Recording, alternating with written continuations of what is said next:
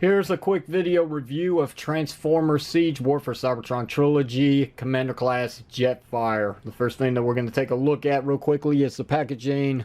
So we'll move the figure out of the way, and you can see we got the lovely artwork on the front of Jetfire getting ready to go into combat with Omega Supreme right here in the back, I guess rooting for him or something, right? So anyway, on the side here we've got your standard Siege image, which would be a nice poster.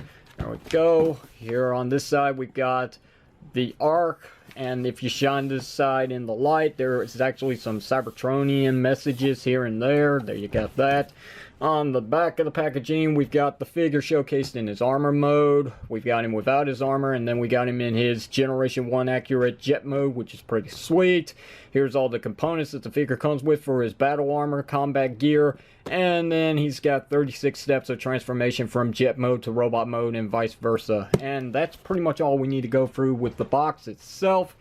Here's the instructions that the figure comes with. It's a pretty big set, so I'm not going to showcase any of it at all. It is what it is. There we go.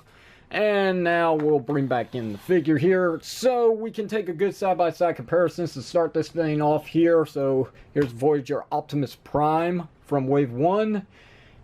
Coming in is Starscream, which of course these two would have to be side by side each other, as they used to be the best of friends, and then one betrayed the other. And the scientist himself, Jetfire, turned to the Autobots, which this is what I'm going to point out next, is that there is a very cool faction change on this figure. He doesn't have to be an Autobot. If the number of Decepticons is embarrassing for your lineup of Siege figures, you can rotate this panel around, and he is now a Decepticon to add to your list. Right. And the best part about this is that it doesn't even look like it's supposed to do that. With the way this is engineered, how it's so flush up against his chest, it doesn't look like it moves, but it does. It is such a cool engineered design. I just love that. I love playing around with the faction logo. Sometimes he's an Autobot in my room, and sometimes he's a Decepticon in my cabinet, right? Anyway, the figure also does come with some special effect pieces here, which are basically for his backpack, or should I say his engines or thrusters in his jet mode, which is pretty cool. You could also use these for his other accessory, which is this giant spaceship here. And you can have these barrels shooting off some lasers, which is cool. But the thing about this spaceship is that it's not really a spaceship. It's his combat armor. All these separate here and there. This untabs, this untabs, and then of course this piece here untabs, and here you've got his very cool dual pistol weapon of murder death. It's very nice, and it does peg into his hand here on either one. It's a tight connection. It's a little floppy due to the engineering of this hand piece here, where it does have some articulated fingers, and if you have them split out all the way, it does hide that piece, so it's not an eyesore. But you also can bring it back out by closing up his fists, and that's how you actually get him to hold his weapon. It's very cool.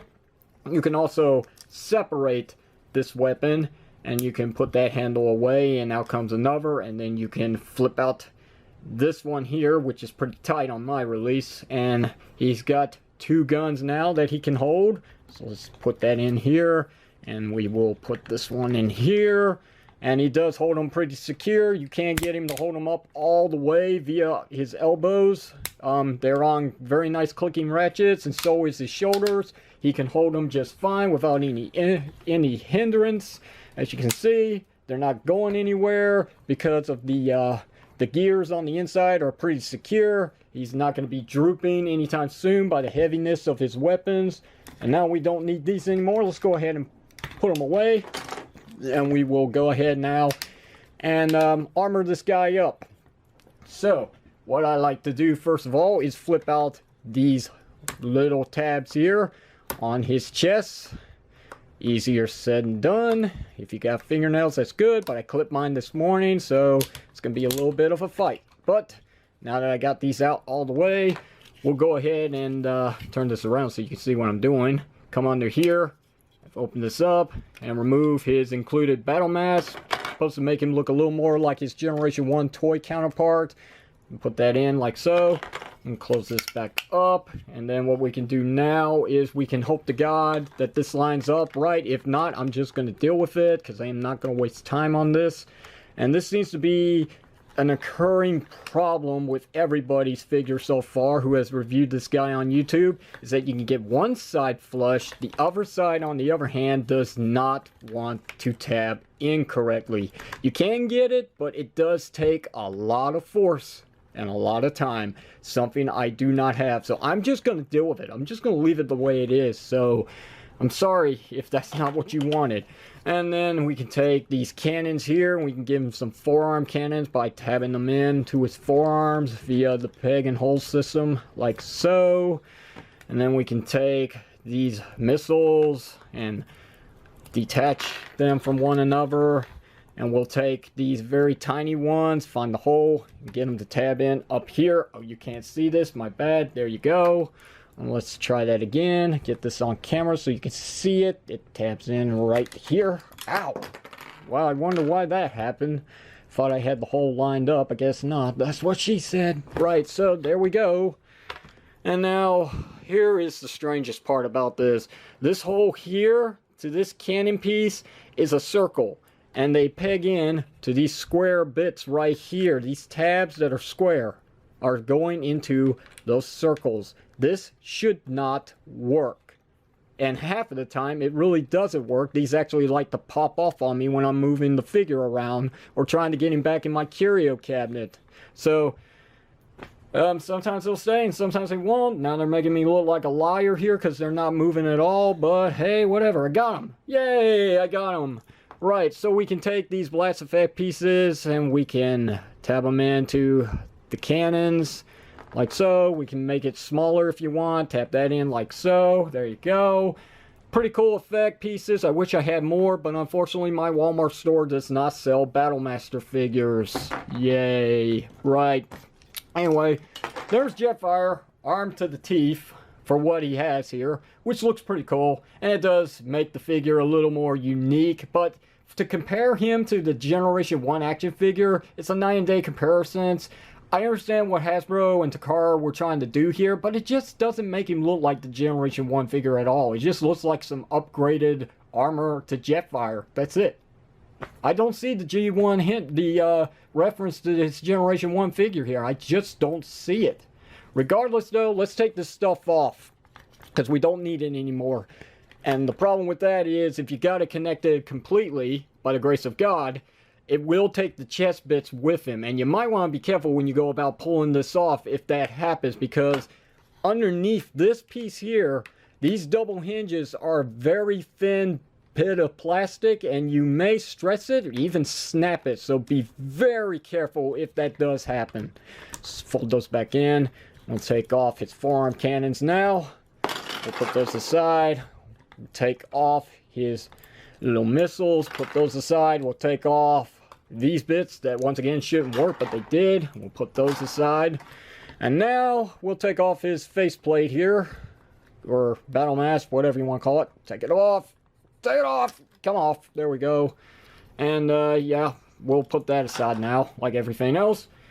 So, let's go into the articulation on this guy before we move on to transformation. So, as you can see, he does have a swivel cut to his head. He's got a hinge joint at the neck. This bit here, his collar to his neck, actually does move up and down. If you want to get him look down even more, you can. It's an option. There you go. Alright. So, he does have some very nice clicking joints to the shoulder, as I mentioned earlier. There's that. He also has some very good inward and outward movement, and his shoulder just detached to the chest. That's the very first time that's actually ever happened to the guy. There we go. Alright, so anyway, we do have a bicep swivel cut around the elbow section. The elbows are double jointed, but that's as far as you're going to get because of that little hindrance piece right there. You got a swivel cut at the hands. They also have the finger articulation like I showed off earlier. There's that. Alright. So we have a swivel cut to the waist section, which I did not expect this figure to have. So that's a nice touch. And then you got these articulated bits here on the side of his skirt that can get out of the way, so you can get to the legs and get this much kicking forward at the hips and that much going back. And yes, you can also pull off a very lovely JCVD split, so there's your seal quality, people. Figure also has at the hips some very nice ankle rockers. Really, that's not it. It's the swivel cut at the thigh section. Yes, you moron. There you go. Then we got single jointed knees that does get 9 degrees of play, and that's all you could really ask for. And there's some ankle rocker pivot to the figure as well at the feet. But as you can see, we got that tab right there that it will lock in very easily on the inside here, and it makes it very difficult to pop this right back out. As you heard that very, very loud click, that's locked in now. That's not going anywhere. It is a fight to get this back out if it does happen. There we go, but it can be done. Anyway, he does have toe articulation due to transformation, and the back heel spurs do actually move inward and outward as well. There you go. That's a look at the articulation on the guy, and as far as I know, that's pretty much everything that I want to showcase about his robot mode, except for maybe one more thing. And that happens to be that the figure does include a little bit of some light piping. However, it doesn't work. This is your standard lighting in a room. And this is pretty bright in here. And it doesn't work. And it's not because of this piece here. Alright? It's not the backpack. It's the fact that the plastic that they are using here is too dark. They should have made this a lighter blue plastic, but it just does not pick up light no matter what. There is a tunnel, as you can see. Here is the end piece in the back where the light should be shining through, which should go all the way down to the eyes, and it just does not work. If I had a flashlight, maybe I could show it off, but as it is a failed piece. It kind of makes me want to take his head off, separate the eyes from the head, paint him up, and then let him dry, put him back on, and then just have him as a, you know, a non-light piping figure. At least he would look alive rather than being dead, right? The dead eyes, as you can see. Yeah, the only thing that you can really see on him. So, anyway, there you've got that. There's not much else to discuss about the robot mode, so we are going to go ahead now. Alright, so to begin with the transformation from his robot mode to his jet mode, what we're going to do is untab his wrist here, just because, straighten out his arms, bring them up like so, and rotate them this way, because what we're going to do now is we are going to go ahead and on this double hinge, bring it up all the way at the elbow, and then we're going to fold it in on the secondary joint. And then we can take this piece here and we can fold this all the way down like so. Now what we can do is flip out this piece here. And by doing that, we have enough clearance to bring in his hand like so. That's part one. Let's do the other parter. So once again, bring this up all the way, rotate it this way, untab his wrists. Go ahead and lift this up, and then on this joint here, we're gonna bring it back in like so, as there's that. And now what we can do is bring this piece out, fold in his hand, and don't forget to bring this piece down all the way, and here we got something good. Something good, yep. Right. Next thing that I'm going to do is come down to his feet and just go ahead and lock them in so that way they don't cause any stability issues with the guy later on.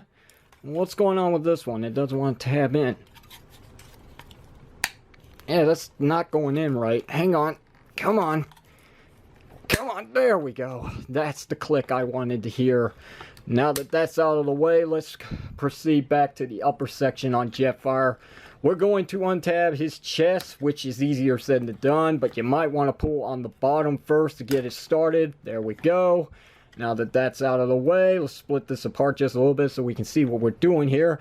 The next step is to come in here and pull out the window and cockpit section to the jet. Oh, well, sorry, I missed a step. See, that's what happens when you rush, but what you actually want to do next is untab the shoulders. Doy. There we go. Now we should be able to freely untab this and bring this all up. And then these top pieces here next to his head are going to tap into the backpack, hiding his head as best as it can, but as you can see, it's still showcasing. Right, anyway, you should be able to flip all this up now and take the nose cone and flip that up and tab it in at the front of the window. And now that that's done, we're going to come down here and we're going to take these joints here and we're going to bring them in. We might actually have to bring this down a little bit so we can get clearance, and then this is going to tab in. This is going to come up a little bit, and there's going to be this hole right here on his forearm that's going to tab in right there to where my finger's pointing at.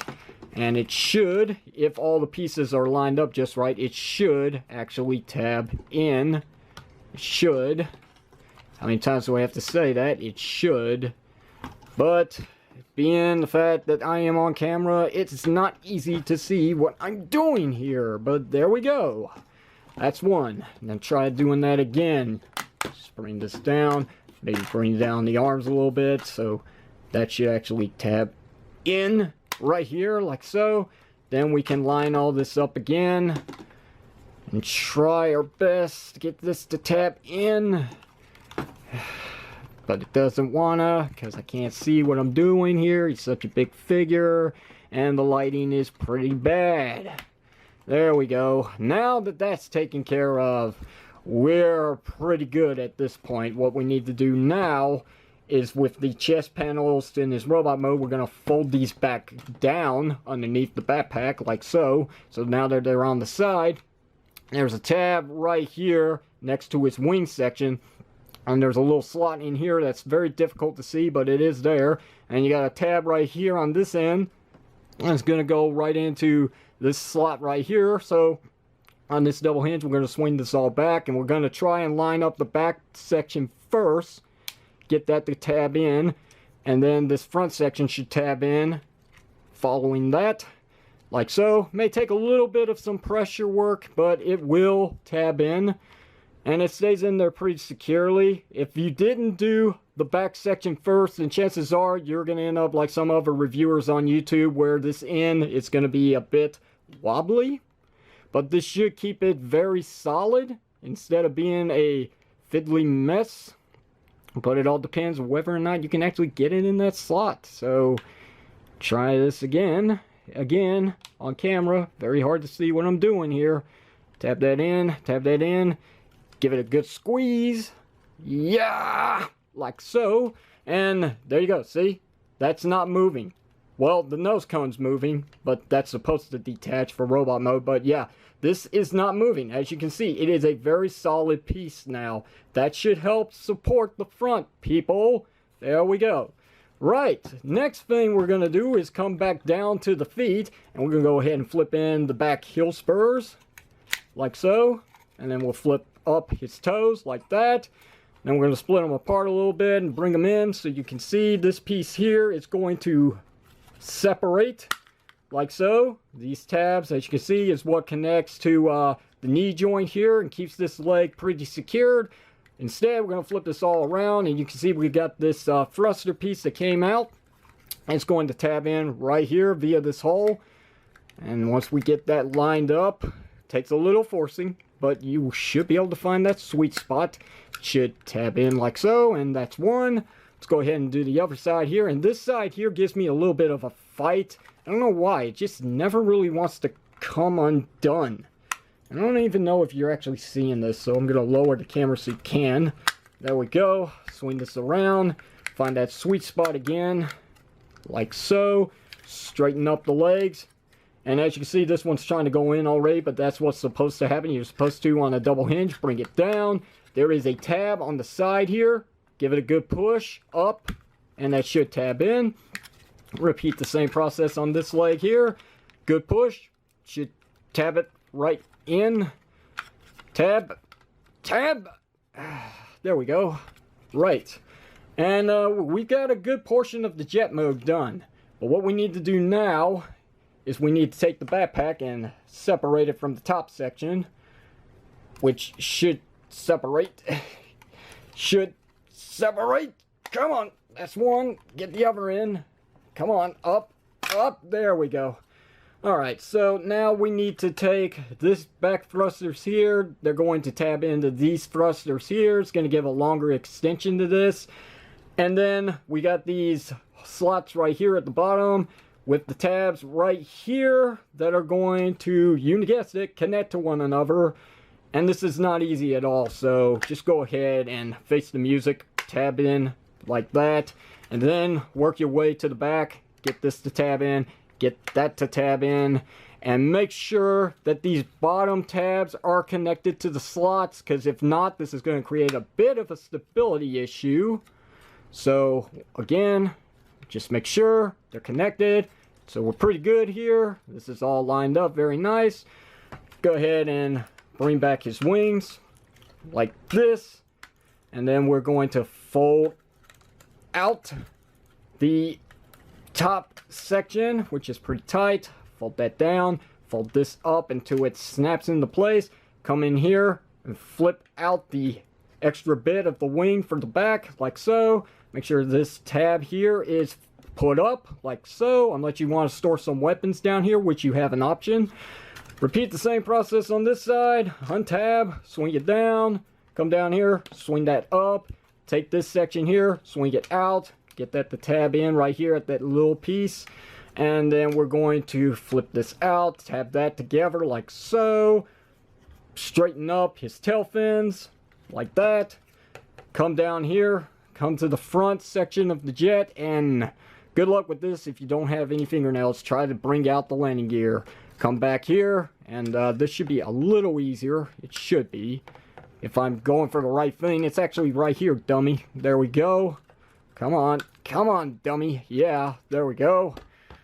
Alright, so as you can see, well, kinda. There you go, now you can see. Yay.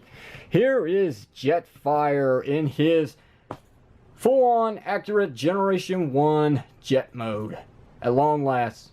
Not a third-party company. This is actually Hasbro and Takar's very first attempt at giving us a proper Jetfire figure in his proper Generation 1 jet mode, and it looks amazing.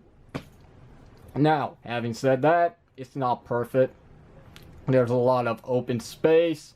There's a little bit of some hollowness as well, especially for the price point on this figure. It should not be here, but I get it. The engineering on this is quite a challenge to figure out. So they did what they could with the components they had, with the budget they had, and I'm accepting it. It is what it is. It's fine. And there is a little bit of a feature here. You can flip down the nose cone, and that's the only way you can actually open up the cockpit here. If, again, you had fingernails, why did I clip them? So there you have that, and you've got this little computer thing in here which you can take out, which, again, fingernails. I might have to flip this upside down and give it a good spank, but never mind, it came out. There we go.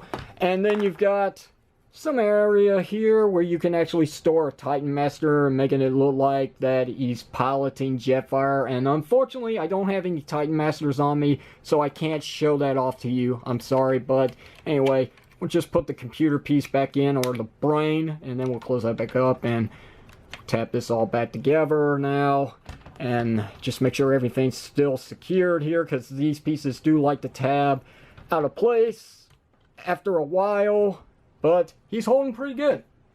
And he does look very good. I like the way this figure turned out in the end.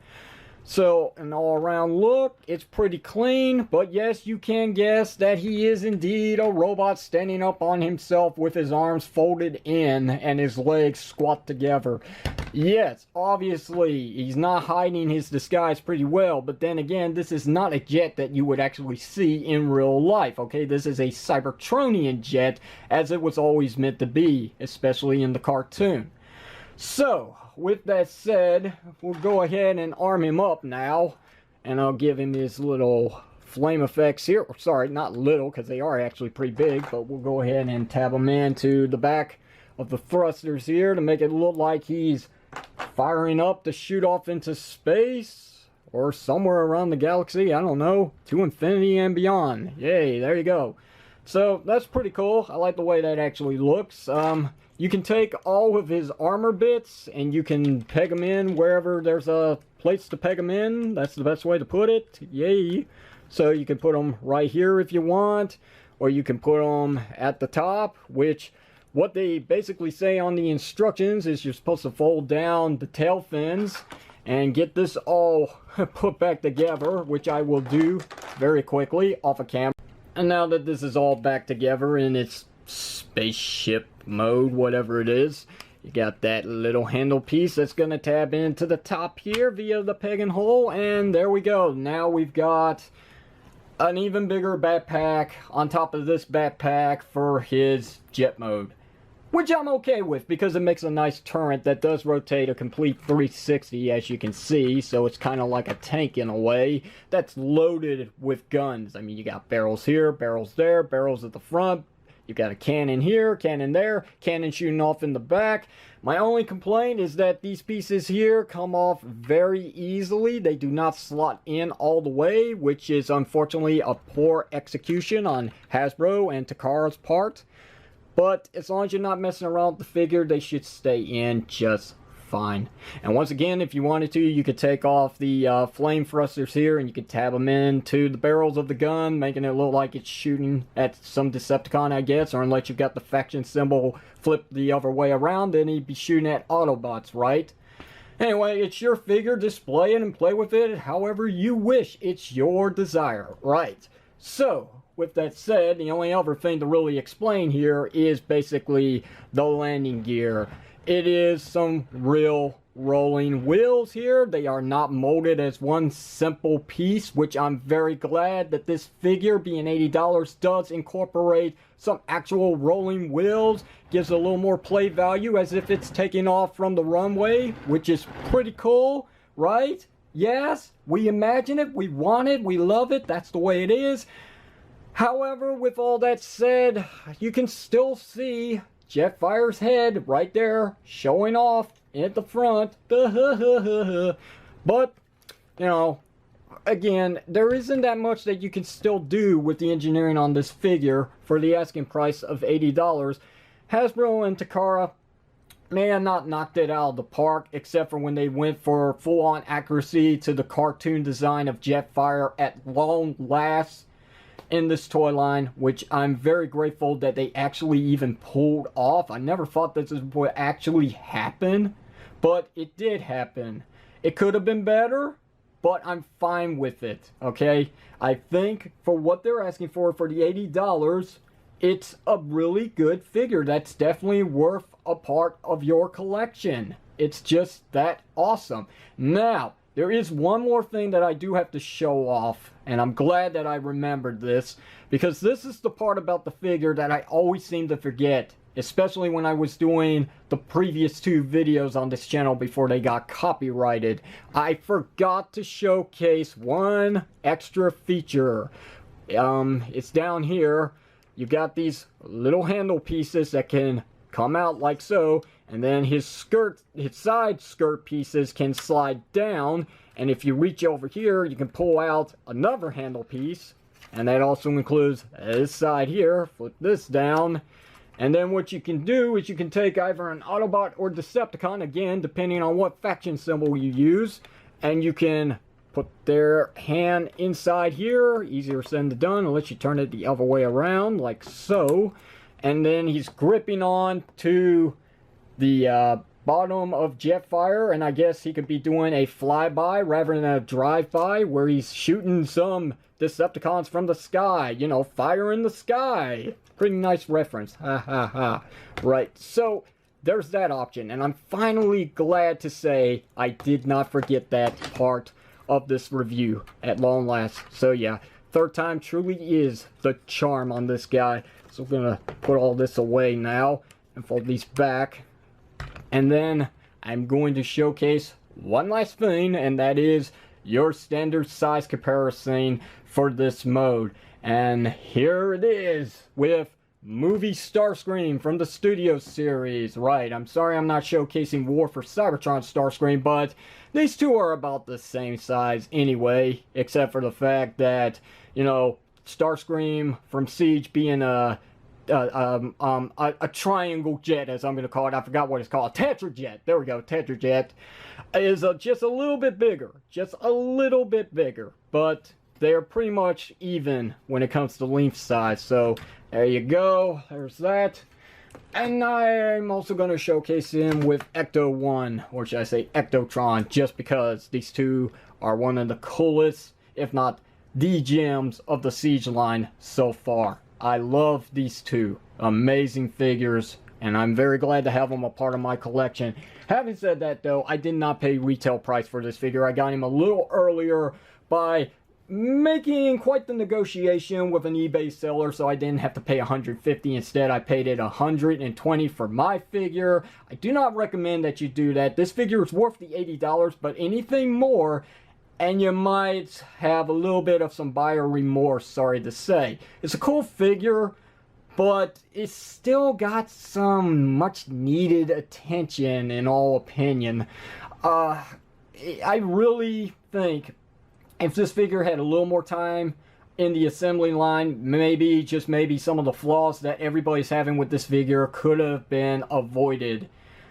And, you know, I'm no different. My figure has those same problems as well, especially with that chest piece to the battle armor not tabbing in properly to the chest of Jetfire in this robot mode. It just doesn't work. I mean, sometimes you could get it, but most of the time, and a majority of it, you're going to get very frustrated because it just won't tab in right. Still, though, I like this figure. I mean, you know, I don't love him, but I do like him. He's a really cool figure, and I'm very glad to have him. But there's not much else to say. Again, $80, well worth it. Pick it up if you can get him for that price, if you can find him at your store. I don't know if he's an exclusive. I have no idea at all. There's no mention whatsoever. Again, the only place that you can find him right now is on eBay. I haven't heard of any sightings at the moment here in the US, but regardless, if you can find him, good. Pick him up. $80, worth it. If you're on the hunt for him, good luck for that, but you might want to wait a little longer because, again, I haven't heard of any sightings here in America. Other places, definitely Canada, I'm sure you can find him. Anyway, that's going to do it. Questions or comments, you know, do hit it down below in the comment section of the video. If you like today's video review, hit the thumbs up button. Don't forget to give me a sub up. If you didn't like it, hit the thumbs down. Don't forget to throw in the towel. And until then, my friends, this is the unprofessional toy reviewer, Red as Power, signing off by saying, when the opportunity persists, don't give up on your dreams. Siege the moment, and thank you for watching.